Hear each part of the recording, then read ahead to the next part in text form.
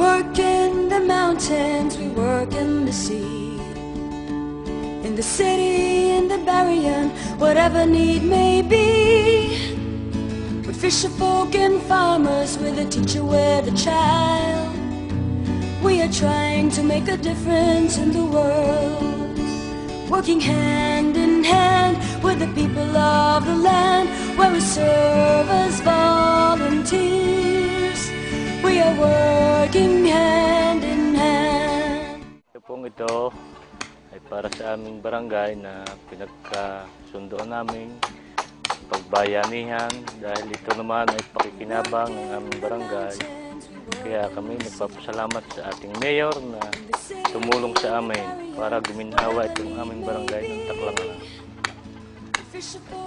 Sa patuloy pong ito ng aming paggagawa ng aming kalsada, ay hindi na po kami mahihirapan kahit tag-ulang umuwi ng bayan.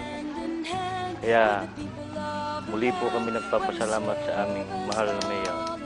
Ito pong proyektong po ito na pinatutupad ng pamahalang bayan ng Calaca sa pangunguna ng ating minamahal na punong bayan, Mayor Nasona Jr. ay ito po ang layunin po nito ay upang maibsan yung ating pong mga kakulangan sa mga konkretong daan sa ating mga remote barangays. Ang tanging naisip po naisip po ng ating mayor na para maibsan po ito ay kinakailangan ang tulong-tulong through bayanihan ng ating mga kababayan na taga-barangay. Ang programa po ito ay ang magsasagawa ng kaukulang proyekto ay ang mga taga-barangay through bayanihan or yung kanilang, kung meron silang pondo sa kanilang barangay. Bali po ang munisipyo ng Calaca ang siyang magpo-provide po ng mga materyales at ang kaukulang equipment na gagamitin upang po ang programa through straight contract ay mapahaba po natin kung ipadadaan po by administration or through bayanihan. Sa pag-assess po namin, sa straight contract, ang haba po ay tumataas ng ang haba po ng daan ay tumataas ng mga 60 to 80%.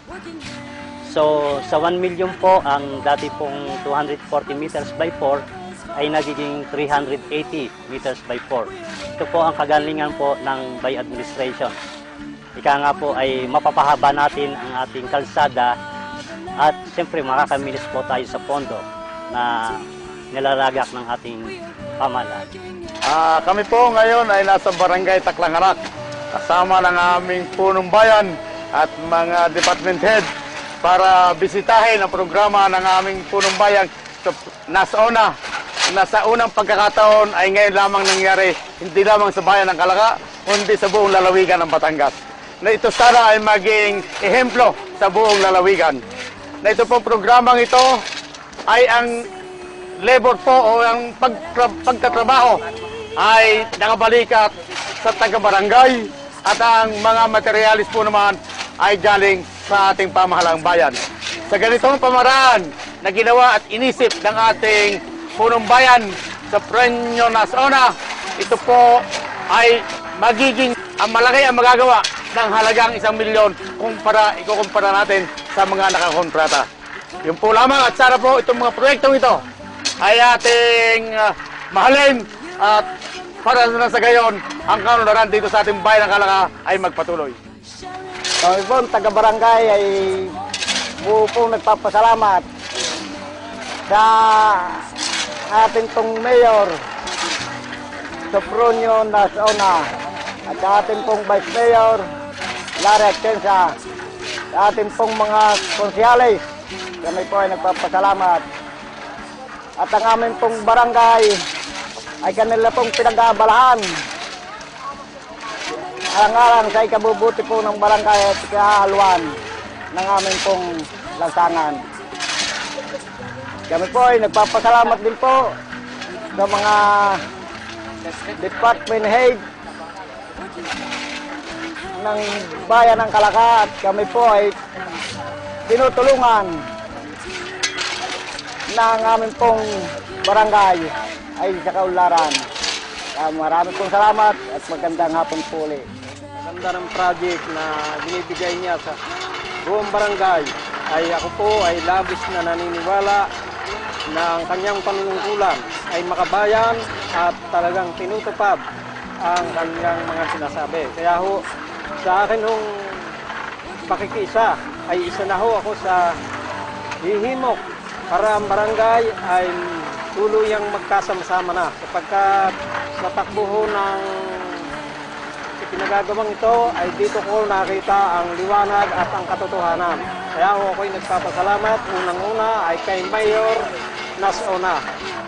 Okay, good afternoon po. Andito po tayo sa Barangay Taklang Anak para po saksihan ang ating bayanihan program na programa po ni Mayor Nas-Ona.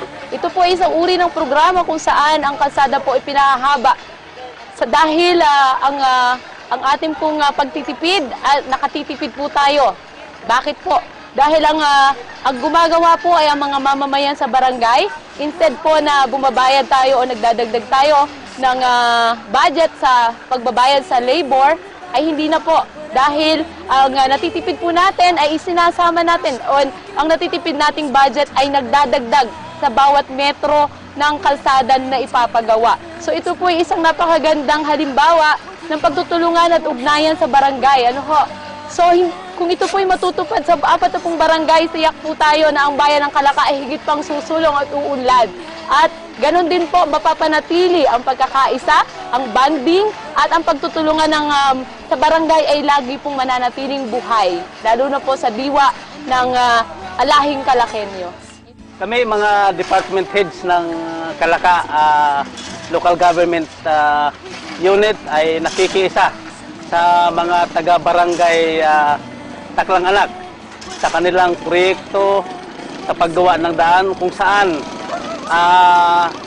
ang labor ay isinasagawa ng mga mamamayan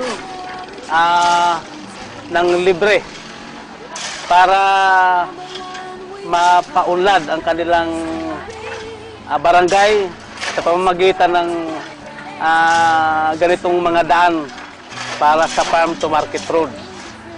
Napakahalaga ang ganitong proyekto sa kadahilan na dito makikita ang pagkikipagtulungan ng mamamayan sa bayanihan spirit na isinasagawa ng ating barangay at lokal na pamahalaan ng Kalaka.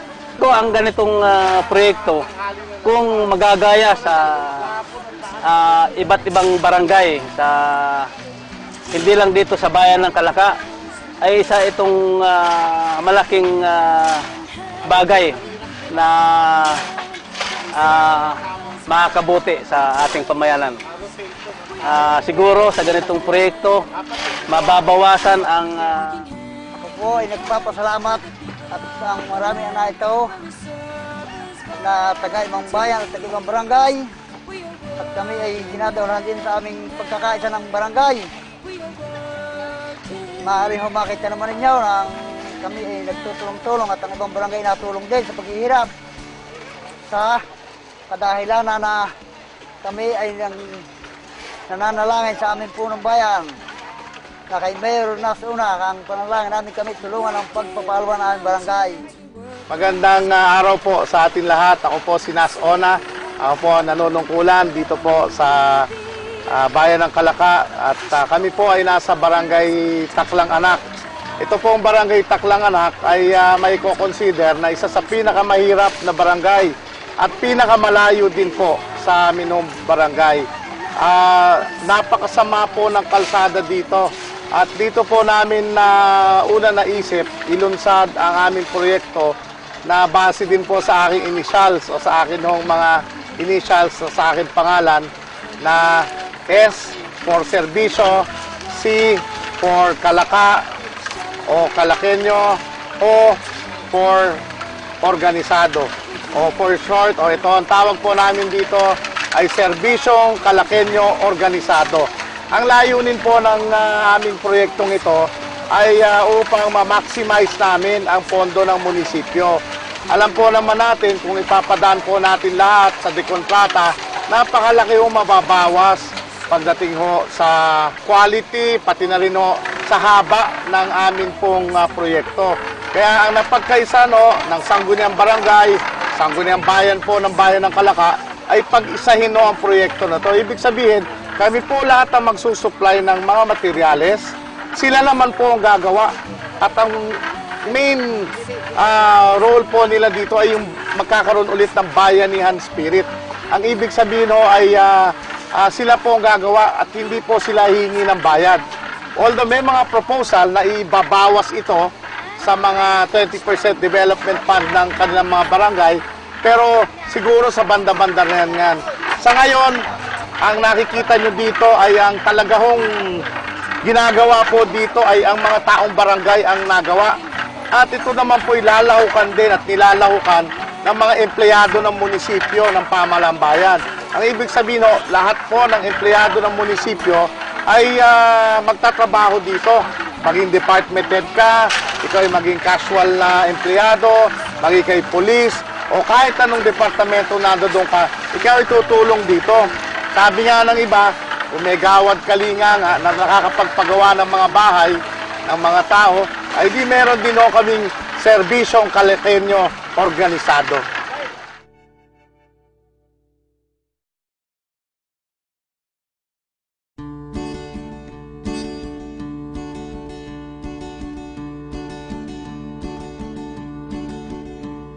We work in the mountains, we work in the sea, in the city, in the barrier, whatever need may be. With fisher folk and farmers, with a teacher, with a child, we are trying to make a difference in the world. Working hand in hand with the people of the land, where we serve as volunteers. We are working hand in hand. We come from America, we come from Japan, from Europe, from the Philippines, and many far-off lands. By sharing our know-how with our heads and hearts and hands, we can make a little difference in the world. Working hand in hand with the people of the land, where we serve as volunteers. We are working hand in hand. In a world sorely troubled, nations often disagree, but one by one we overcome the weight of history.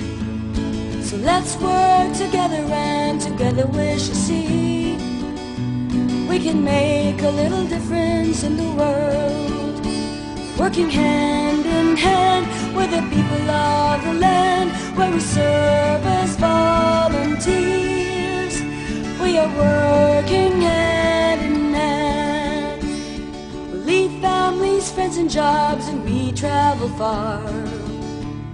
We don't make much money and the life can be hard, but helping people help themselves is a mighty reward. We are going to make a difference in the world. Working hand in hand with the people of the land, where we serve as volunteers. We are working hand in hand. Working hand in hand with the people of the land, where we serve as volunteers. We are working